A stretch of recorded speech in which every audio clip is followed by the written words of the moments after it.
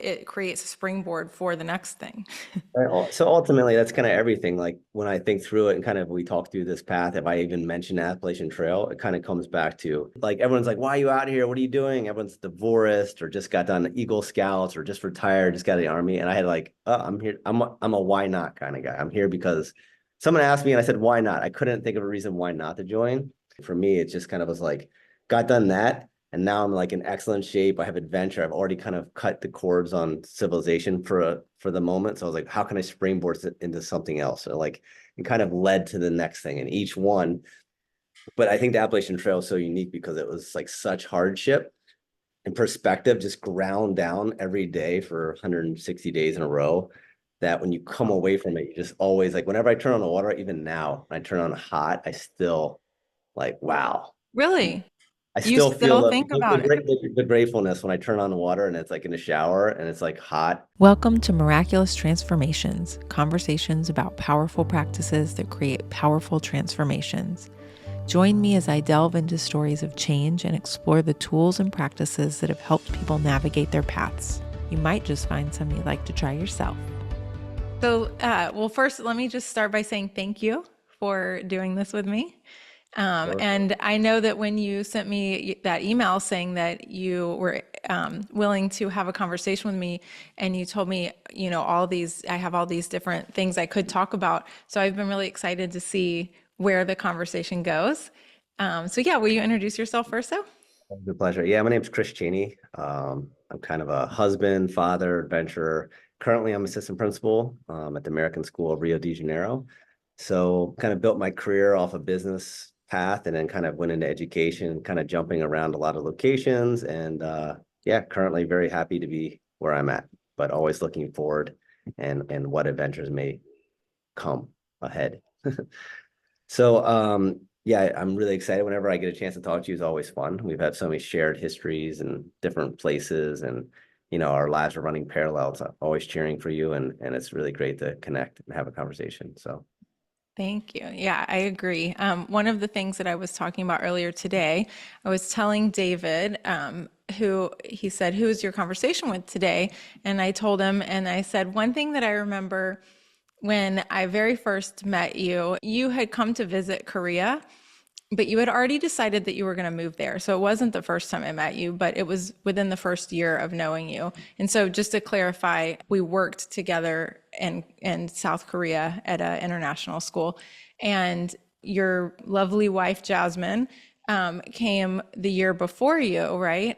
So you came to visit and you had already decided to move, and we went to a baseball game, and I was sitting next to you at the baseball game, and you leaned over and you said, "Well, we're forever friends now because when you live together overseas, you're friends forever." And I was like, "Cool." I definitely like it when I get that feeling early on in a friendship. I love to I introduce we're friends, we hang out once or twice, and then someone else comes up to us at a party or at an event, and I'm like, oh yeah, we're lifelong friends. We're just in the early stages of it. I always like to think of it like that, and that's how I kind of. It's a really important way to kind of value people. I think I do think that's if you set that tone that you're going to invest in it, and then if it's not working out, whatever, but you just share those moments you do have with somebody, and I think that's funny that you remember that. So We're lifelong friends. We're just in the beginning stages. That's probably exactly how you said it, and I love that. yeah, and it's turned out to be true, right? It So has. right. And it's one of those things, like, we have a shared experience that was such a transformational experience, Mhm. and we haven't lived in the same place in a long time, but that doesn't seem to really matter. Yeah, no, I agree. I mean, that's a lot of my transformations of life. It's whoever you go into it with. Like you have people who are further down a journey. When you go abroad, for example, people are already there waiting for you. They're showing you around, so they're a little ahead of you. But the people who come in just totally out of their comfort zone, like you're scrambling for most basic questions and support and what to do in those first holidays or first breaks, what to travel, and you're excited. You're going through those excitements together. It's really a magical connection. I think that kind of holds on. So. I've definitely Yeah. noticed over the years.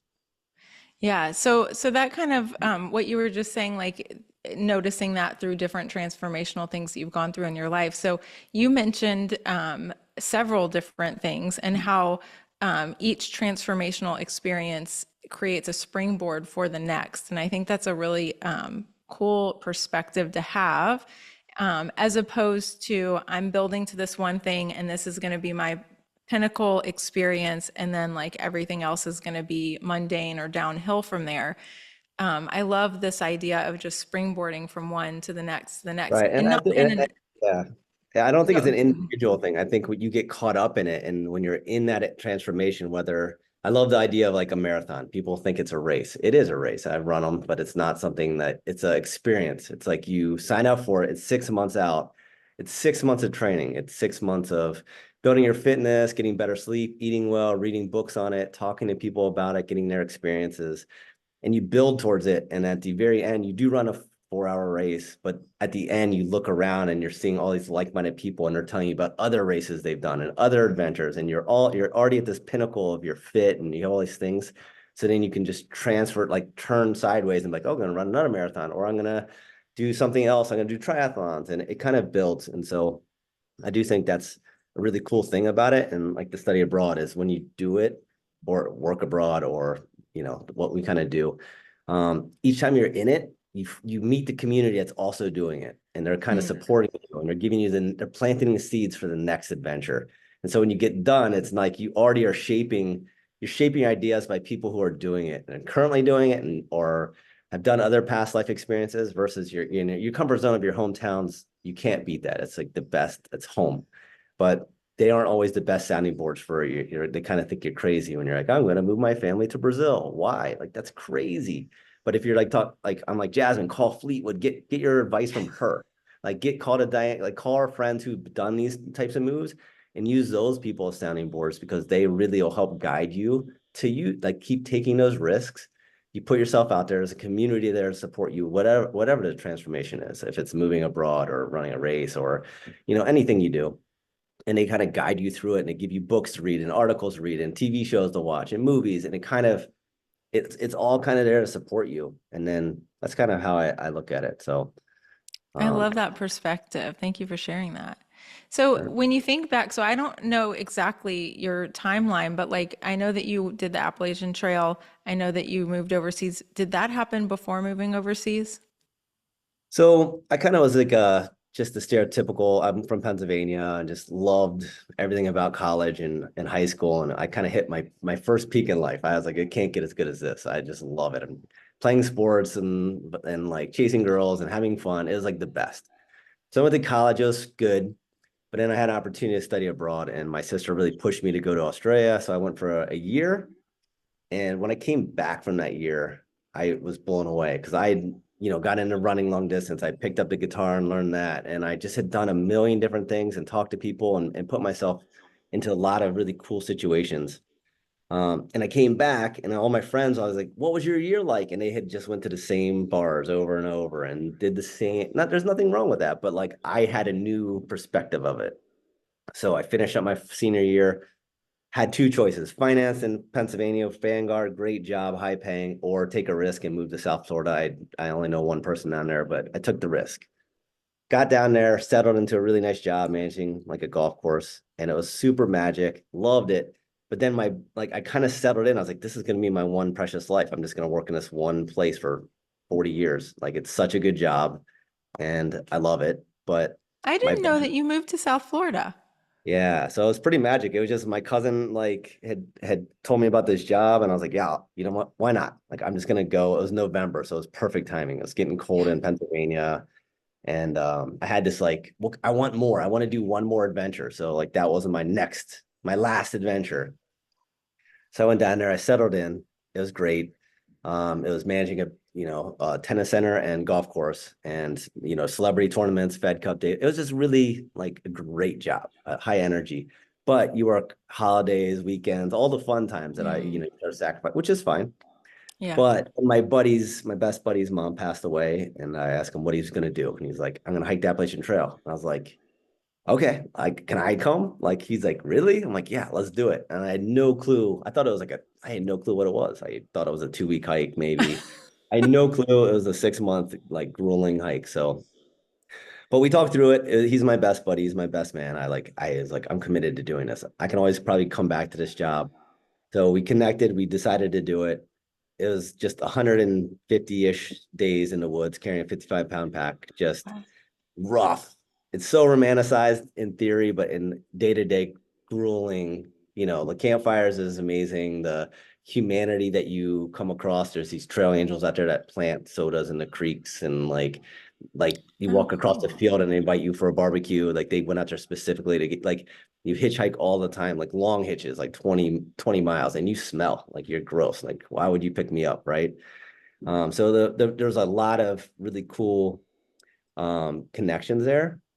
But at the end of the day, it was just rough and tough, like sleeping on the ground every day. And but I've taken a lot out of that experience that I've carried with me, and it's opened up doors that I would probably wouldn't take other risks if I didn't have this base of, yeah, I can sleep on the ground for 150 days, and I don't need running water, I don't need hot water, I don't need healthy, delicious foods every meal. I can survive, I can be resourceful. So that kind of spun off that, and that gave me 6 months to kind of organize my thoughts in life. I thought I was pretty happy. I thought I loved business and I was going to go back to Florida. But on that trail, you kind of let go of a lot of information you don't need. And it's so much time alone, kind of like that marathon training. Like in that marathon training, how many hours every day are you now with yourself thinking, and like it's momentum. And so when you have all those deep thoughts and all those momentum and those like like you just think really deeply and you come out of it being like, wow, I only have one precious life and I should do more of these. Like I'm already out of the grind. I should stay out of the grind for a bit and do a couple more things so that when I go Mm, back in, I'll be ready for it and I can just settle in. Because it's hard to like detach from society. Like you have your cell phone bills, your internet, like your rent, everything is your stuff you have to put. So at that stage, I only had a backpack. So I was like, perfect. I have nothing. So I don't have to store yeah. anything. I'm free. I'm mobile. Um, Did you so find that you and your friend Matt, right? And that who it was? yeah. Did you all talk a lot about this stuff, or was it mostly you and him in your own headspaces? Yeah, no, throughout the whole experience, it's very social trail actually. Like throughout the day, like we'd break off from each other for hours at a time, but it's good to do it with somebody else because you have so many, like when you travel alone, like you have this great experience, but then you kind of write about it, but you don't really talk about it. Part of it's reminiscing. So like every chapter, like, okay, he falls and slips on a rock and breaks his radio. And then like it's part of it is like the next week he's telling the story to somebody else. And then next week I'm telling the story and we're adding details and it stays alive. And now like I never talk about the Appalachian Trail, maybe like once a year to somebody who cares for a couple minutes. But when I get with him, it's like, remember that one campsite when we like like there's always these fun stories that build off it, and it really is a social trail in a sense that every 9-ish miles there's a shelter, like a roof and the Oh, street cool. walls, but in there is a journal. And so every time you go there, you just say, hey, mine, like you have a trail name, but you write a little message and you say something because you just pass somebody. So your friends are just behind you. You camp with them the night before and you're like, hey, friend from last night, hope you catch up. We're going to stop in this next town. And but then you start reading the person in front of you is saying stuff like, hey, like they have some funny story, watch out for the snake, or hey, last night this rat was at this thing, or so there's a fun story. And so when you like catch up to somebody, you'd be like, are you this person? Or like, yeah, how'd you know? And you're like, I've been reading your journal for the last 3 months. Like, like it's a really That's fun, so cool. you already know their journey a bit and you like love something. So you are more inspired to write something really funny or like sincere. Like I Yeah. was like, I used to think I was hiking something long, but now I know I'm hiking something great. I felt that when I got to Vermont after 4 months of just like walk, it was okay. And then there I was like, wow, it's magic. And then 2 weeks later, someone's like, oh, I love that. You wrote that. And like, it's a really cool, magical thing. And then, you spread out your network spreads about a month because we're really fast. But then we took Okay. off to go see a concert and then they caught people past us. And so we had this like network of friends who like it's cool because then you're like, oh man, I missed them. I passed them. Now how do I slow down? Or it's really cool. So that kind of just was I guess I think study abroad was like the first real transformation of like, wow, I can do so much with this life versus just another cycle of the same happy, like fun life. But I got more out of it. And then the Appalachian Trail is a different spin. But afterwards, my buddy Colby kind of was like his real peak, and he's like, okay, I have this desire to get my career going, and went right back into it, and was very successful in business. where I was like looking side to side. I'm like, okay, what next? Like, let's do the next thing. And I had a girlfriend that waited for me for this whole experience. Oh, Oh yeah, and right before that Appalachian Trail, there was a 2 month window where I knew I was going to go on a trail, but I like it was too cold still, snowing, and so I did a 2 month sailing trip too. I'll keep that at this one, but that was pretty eye opening in its own way of some cool experiences. But she waited 2 months and then Appalachian Trail, so now we're where was the sailing trip? it was through the Bahamas. Yeah, it was Okay. really cool. It's got on one of those websites. It's like I'm 24, no sailing experience, but easy to get Yeah. along with and not like not afraid of anything. And it was a great, great experience. But again, this girl had waited for me 7 months. So I was like, what do you want to do? And she's like, I always want to live in Colorado. So let's do it. Let's like 10 days after the trail ended, we drove out to Colorado and then it kind of transpired a couple more adventures and then not to ramble, but I'd say my next big revelation was a short story. I went to 10 months in Breckenridge and South America for 3 months, then tried to move to California and there's just no jobs. It's like educational inflation, starting to get a little panicky. Now my savings is dipping. I'm like, okay, this Mm. is like, I need to really get a job and San Diego is not the spot. So my sister's in study abroad. I was like, I should get in study abroad. And I was looking at jobs in there, like Indianapolis and places. I was like, I don't know if I want to just go to some random city in America. She's like, well, then why don't you go internationally? Like, if there's a lot of Chinese students who want to come in. So like, do you know anybody who works in like abroad that you could get Who a is job? this? Your sister? Sister, yeah. So she's Okay. 2 years older and she spent her career in study abroad. So I I knew a friend who lived in Thailand and a friend of my girlfriend actually, and she always said, you know, I can get you a job. And so I was like, wow, that sounds pretty cool. And so she lived in Chiang Mai, Thailand, and I got an interview. Sadly, a guy had gotten in a motorcycle accident and died, and they Oh. needed somebody like immediately. And Oh. so I like put out my resume, sent it to the school there. Like they called me that night and they're like, hey, if you can be here in 2 weeks, you can have the job. I was like, wow, but it was so snap. Normally you have a little time. This was like, Totally. what? I'm in San Diego with my car. Like, what am I gonna now? I have my stuff. Like, what am I gonna do? In the end, I took the risk and I sold my car on the spot, like, and What just happened jumped with on the the bus. girlfriend? Was she The already out girlfriend of the was like, picture? the thing was, it was a 10-month job. So she was kind of like, okay, like this, are you going to keep doing this? I was like, probably. I'm like, why don't I just go there and like a couple months, come over and visit, we'll figure it out.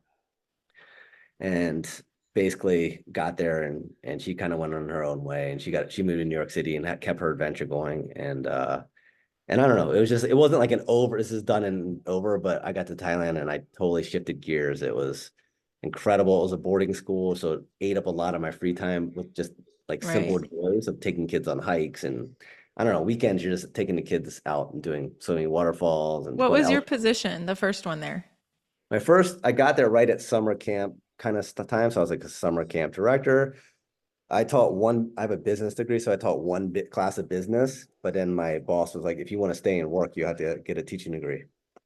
So I was like, oh, that's a lot. Like, I don't know if I want to do that. But they have these programs where you can do 1 year online. I went through Drexel. So I did that. But once you start even one class, you can then teach full time. So like it's like an Oh, internship. So I did that for the summer. And by the time the next year started, I was already teaching. So I was teaching business and math. So I stayed there 5 years in Chiang Mai, and it was just incredible, like life changing and just great friends.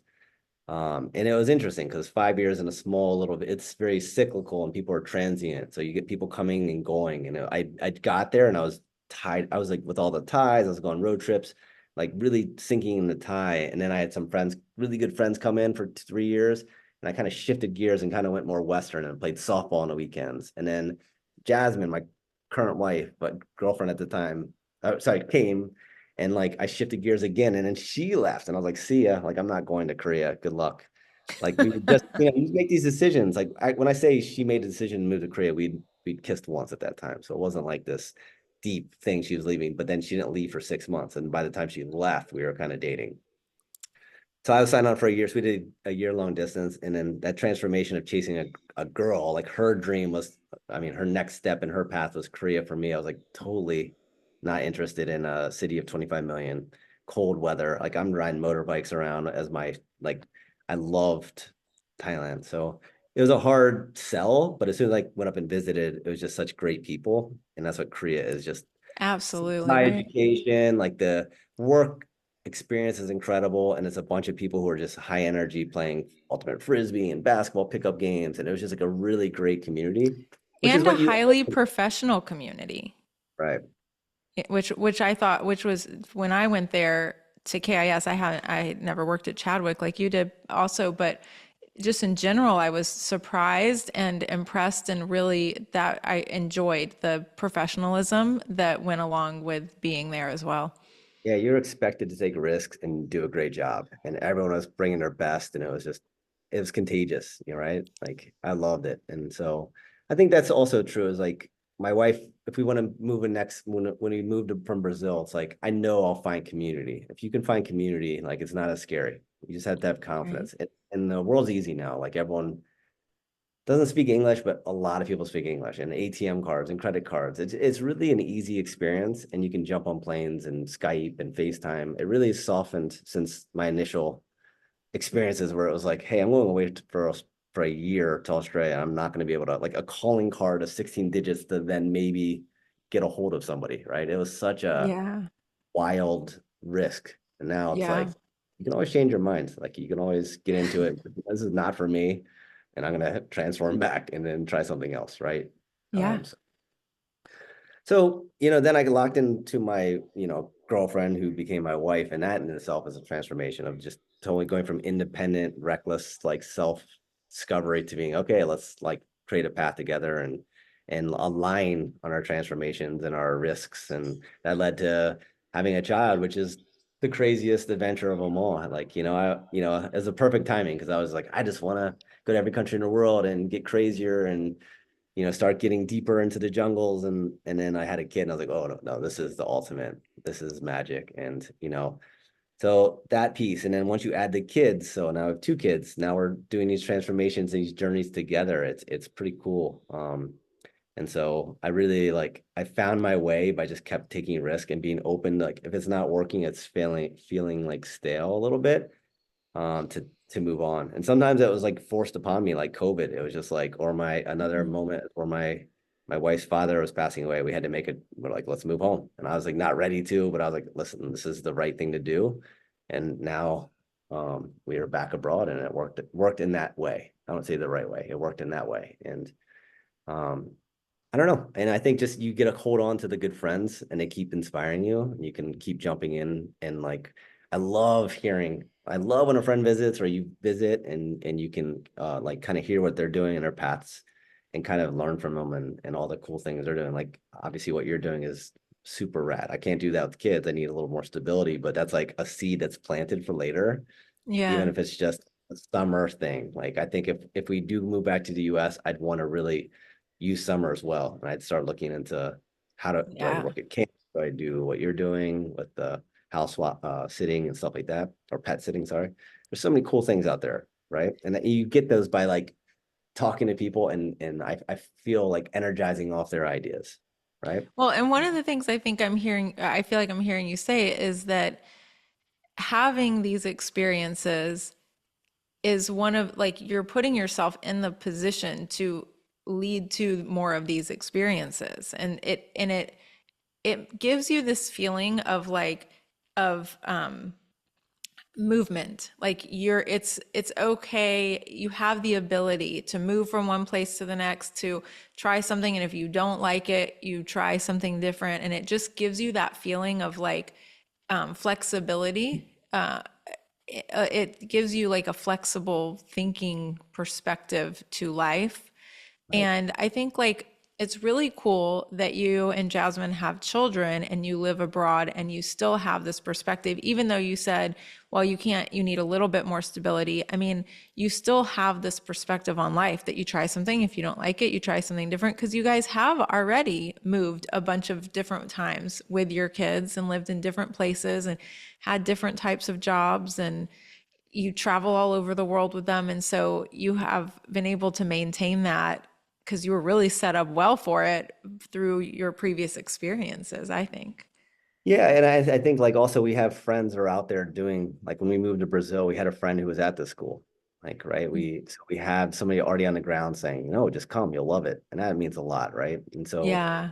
And it's the same thing, whether you're, again, running a marathon, someone is going to tell you, if you ask them about it, you see them light up and start telling the story. And you're like, I want that energy. I want that, like, because it's positive momentum. And when you have something positive that's going on in your life or coming your way, it's an awesome thing to talk about. Like, what are you up to? Oh, great. Actually, I'm training for a marathon. Ironically, Yeah. I'm at all right now. So it's like I haven't ran in like a year. So I keep bringing back marathons, but it's just I will share that there was one thing that I remember when we were in Korea. You were already living there, and me and you and Jasmine went to Hongdae for a weekend because it was kind of far from where we were living. And so we got like a hostel room or something, and we went out that night. The next day, we were sitting outside. It was nice weather, and we were like sitting under a tree in a park, and we were talking about transformation. I don't know if we were using the word transformation, but we were talking about how transformational the experience of moving overseas and teaching and living abroad is. And you were several years ahead of me. Jasmine was a couple years ahead of me in terms of when we started this journey. And I was saying, like, I don't know yet, like, how I'm going to be transformed by this, but I know it's happening and I know it's true. And I remember asking y'all, like, what are some of the things that you feel like have changed in your life from doing this experience? Of course, I didn't know that you had all those other experiences leading up to it at that point. I don't think I knew all that. But I just remember sitting and having that conversation with y'all. So, it's fun to have this conversation now. It's also cool because, like, when you fill your cup with this new passion or this new whatever your transformation is, or your mindfulness, your yoga, whatever your pathway is that you replace you fill in, you replace, you start watching less TV, and you, like, for like me, America's sports addiction was kind of a thing. Like, you watch a whole game, including all the commercials, which are painful now, and then the sports center, and you talk about it, and you're in fantasy league. It's like you start like replacing that to now, where, like, if I go back to America, I'm like, oh yeah, I'll just watch the highlights later. 2 minutes is all I need to kind of know the story. I don't like, I'd rather be with my kids. I'd rather wake up early and go for, something different. And I think a lot of bad habits of just, are it's harder for modern day people to take transformation, I think, because, like, we're addicted to climate control, like our climate, like, people don't like to step outside of it. It's not like, oh, it's not a hot day, or it's raining, or, like, they love that perfect air conditioning feel. Like, I feel like the tech, that addiction, that want to stay in a place with Wi-Fi, that's the worst thing you could do, is stay at a hotel with Wi-Fi. Like, you don't have that, and you're like you're having a conversation like this, versus you get on the Yeah. Wi-Fi, like, you're connected to home. And that's the thing on the Appalachian Trail is now people are out there with their phones.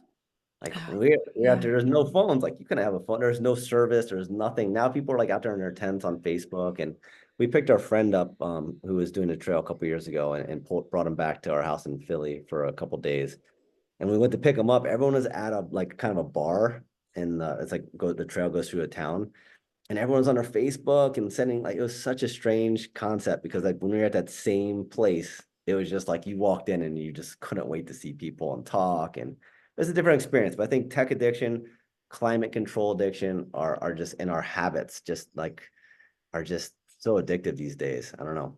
I feel like it's something I'm always in tune with. And it's always trying to get that mindfulness back, that presence. I think we lose it. And when we get it back, we're like jogging, exercise. That's when you get it back for those short moments. And that's where you have to, like, take action right away. Right. Yeah. Yeah. There's a great speech out there on something about water. This is water.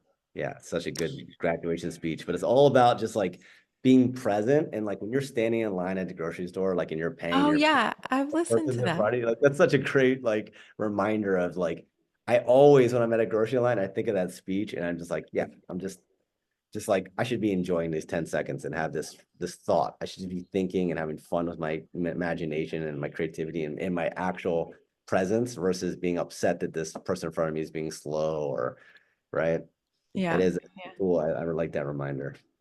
Yeah. So Yeah. Well, and it's a habit I mean, it takes practice, right? So it's like a habit of mind that takes practice to develop and to stick with, but it's really valuable.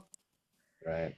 So one of the things that I thought of before, when I interviewed for my job at KIS in Korea, I was like, Korea, I don't know anything about Korea. I don't know, I'm not interested in moving there at all, but this school seems to tick all the boxes right now of like what I wanted, except for maybe one thing. And I asked during my interview, whoever, I can't remember who said it to me, it might have been Steve Cathers, I think it was Steve Cathers, said to me, if you ask everybody at our school right now, did they ever think they would move to Korea? Almost everybody would say, no, never. I never expected to move to Korea. And everybody would tell you, I love it.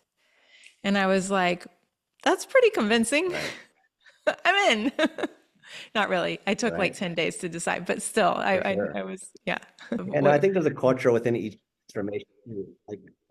Like when you go through that, they had created a culture that was just like so welcoming and warm, and you hit the ground, they had orientation for us. It was like a magical moment. And I tried to be that for the next people when they come in. Like I'm always like, oh, you already signed on for 6 months. I'm already planting seeds of how excited and how great it's going to be. But I think within a transformation, you're going to meet people who are good influences and people who are just kind of half in it. And like you get to kind of pick. And I thought that school specifically was like everybody is all in, like they're all in, they're Yeah. loving it, and it had this contagious spirit. I love it. And then I was only there 1 year at that school, and like I have so many lifelong friends from there. Yeah, no, the ironic thing is I was kind of on the admin path in Thailand. I was like on a senior management team, and I had to take an internship job to move to Korea. It was like so humbling to be like, oh yeah, I'll I got a job at a different school, but it was too late in the hiring season at KIS. So I basically had to scramble over like, what do you have? And they're like, nothing. Like you can be a PE intern. I was like, PE, okay. Like I can do that for 1 year, but we're gonna move to Costa Rica in a year anyway, so it doesn't matter. But when I got there, it was cool. I got into grade 4, and it was a really cool year, but it was a humbling, like to have internship on my chest, like at the orientation. I remember that was pretty grueling to be like, wow, I can't believe I just did this for a girl. So gotta give you Well, humbled it worked sometimes. And I out. got humbled recently when we moved home for COVID too. Just, I had to substitute for a year. Like I'm 20 years into a career. I'm pretty high at my like high performer, and to be like transition back to subbing was like shocking for me. Like it was a 1 year sub job. I was like, are you kidding me? But that's when you take risks, sometimes it's not all like at first, it's not all like the shiny, like, oh, it's a dream job. No, you have to go make it your dream. You got to write find the right activities, the right people, and energize and have fun with it. And then, you can Yeah. always, after a year, after we moved to somewhere else. What do you think your next big, or I don't know, I shouldn't say your next big adventure Yeah, this is necessarily. this is where it's like, yeah, right. No, I mean, like that's a great idea because like we don't know. We have a year and a half left on our contract right now. My wife's trying to chase her own career within our school, and that'll dictate kind of what we do. We also now are at the point where we want stability with our kids. Like we want them to have a couple years at the same place where we can make friends, and like those types of things are really valuable. So I don't know. I'm open-minded to my own hopes and dreams, but I can always squeeze those in the summers or breaks, like right, like we can do that. Whereas my wife right now is kind of we're trying to prioritize her next career step, and I'm kind of on the bridge. I'm getting my principal certification, so I'm like also like transforming in that professionally at the moment. So I'm really loving assistant principal role. So I'm kind of like, like there's that give and take, like of are you chasing adventures? Are you chasing career? And I think we're kind of stabilizing on trying to get the right jobs at the moment, and where that is might be, we have to be open-minded. My wife's Yeah. like, I want to move to my hometown, or her hometown. Yeah, but there's not that many schools there, and it's really hard to get jobs. I don't know. It's tricky. So Yeah. I don't know, but I have confidence that we'll be fine. We do 2 years or 1 year, and we find the next thing, right? That's kind of Yeah. how it's played out. So Well, I think one of the valuable things that I'm hearing from you, which is like a great final takeaway from this conversation, is that by going through these transformational experiences, one after another, you have established a trust in yourself that you're going to be fine no matter what. And that's really yeah, beautiful. no, I think that is true. And I think it's also true, like we're at these really great schools. I mean, when people listen, they're like, oh, it looks he just jumps around, he's like hiking trails, and it sounds so wish-washy, but there is like I'm still doing the other things, like, right, you still put your money in your Roth IRA, you still start doing stuff, but you invest in yourself on your, like, I got my teaching degree, then I got my master's, now I'm getting my principal, like, you're still doing all those things. So you're not just completely abandoning your backup plans. You're still like investing in yourself, and you're building your network and your friends. And I don't know, there's a lot of beauty in it. I just don't want to make sure that if anybody's listening, they aren't like, this guy just sounds like he's jumping around every year or two. Because I say that sometimes. I've worked at 7 schools now. I'm like, wow, people are like 7 schools in 20 years. I'm like, yeah, but that's what international teachers do. Totally. Like 2 years, 4 years, 3 years, 2 years. It just kind of is how it works. Yeah. So, Well, and but so thank you for tying it all together, because it is all one journey that ties together beautifully, and each thing with intentional focus led to the next thing, even though maybe you didn't know what that next thing was, but you were open to it in a way that led to the next thing that was exactly right for that moment. And so I think it sounds like a perfect journey. it's always a pleasure to connect, and just kind of, I came into this not knowing where the conversation was going. Like I would really want to have like a, kind of how you said, like a tie it together, like, because I just can ramble forever because I just enjoy connecting and sharing stories, and hearing about how everyone's up to. Right. Yeah, well, I loved hearing your stories, and thank you for sharing. And I'll just share one last thing, and then I'll let you go. When you were saying at the very beginning about the Appalachian Trail, and how your friend was saying, like, I'm going to do this, and you're just kind of like a why not guy. I was just having this conversation earlier with David about our travel van. So like a few years ago, he started getting kind of curious about van life, and he was watching all these videos and looking at vans and all this stuff, and I had no idea he was interested in that at all. And one day we were sitting on the deck outside of our house in Portland, and he said, I'm kind of interested in looking at travel vans. And I was like, you really? I had no idea you were interested in that. And right away I said, well, I mean, you're barking up the right tree, because I've never really thought about doing that, but I would be open to it. I'm sure. Why not? Sure, of course. So I really relate to that. Why not? Why not? No, it's kind of have to live, because if you're always trying to search for the why. I mean, why is very important things, but a lot of times, like, why would I not? Like, why would we not move to Rio de Janeiro? We were both just like, how do we not say yes to this? It was really hard to pull ourselves away from the U.S. Like recently, and we were like, but Yeah. wow, in our one precious life, how do you say no to Rio de Janeiro? It's like, especially you watch the cartoon Rio, and you're like, yeah, I want to live there, and it really is that magical down here. Like, we got to come down and visit. So yeah, definitely. Well, thank you so much for chatting.